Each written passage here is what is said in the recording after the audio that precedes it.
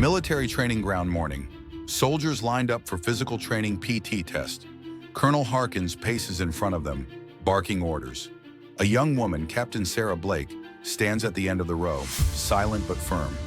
The colonel thought today was just another PT test, but when he mocked her in front of the entire base, he had no idea the scars she carried beneath her uniform.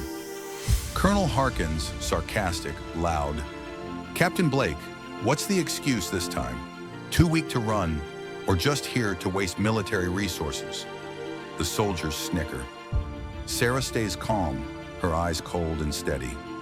Everyone thought she was just a fragile officer, until the truth tore through the silence like a bullet.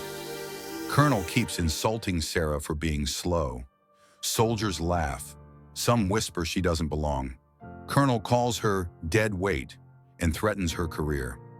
Colonel, mocking, "Maybe the army isn't for you, Captain. Maybe you should go home and knit sweaters." Sarah clenches her fist but says nothing. Just one quiet line. Sarah, steady low. "With respect, sir, you don't know what I've carried."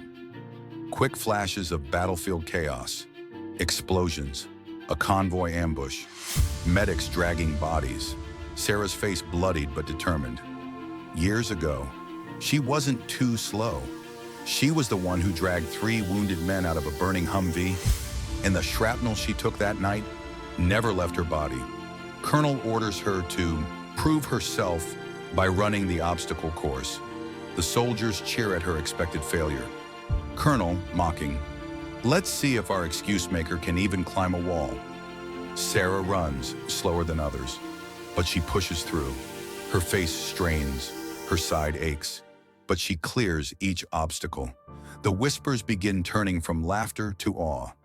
At the rope climb, Sarah falters. Colonel smirks. Colonel shouting, "I knew it! You're nothing but a burden, Captain." Sarah looks around. Soldiers are silent. She pulls herself down slowly. Then, in front of everyone, she removes her jacket. Underneath, faded medical scars cut across her shoulder and ribs. Silence. A few soldiers gasp.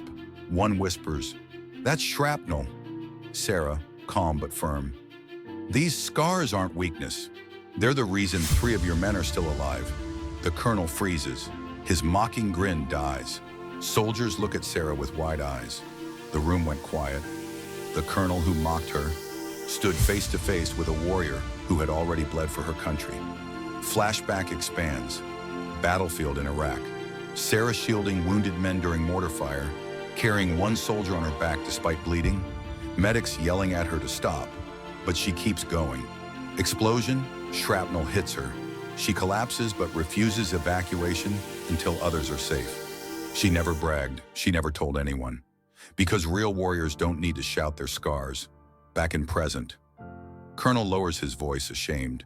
Colonel, quiet, almost regretful. "Captain Blake, I didn't know." Sarah stands tall, no anger, just resolve. Sarah, "You didn't ask, sir. You judged." The base commander enters, having overheard. He stares at the colonel. Commander, stern. "Colonel Harkins, if you ever mock one of my decorated officers again, you'll be standing before the Board of Inquiry. Captain Blake is a Silver Star recipient. She's earned more respect than you ever will with insults." Colonel's face turns pale. Soldiers straighten. Some salute Sarah without hesitation. Sarah puts her jacket back on, picks up her gear, and walks away. Soldiers move aside respectfully. One whispers, "Ma'am, you're an inspiration." Sarah alone, gazing at the training field, her scars hidden again. Calm, dignified. They mocked her for being too weak. But her scars carried a story of courage they could never match.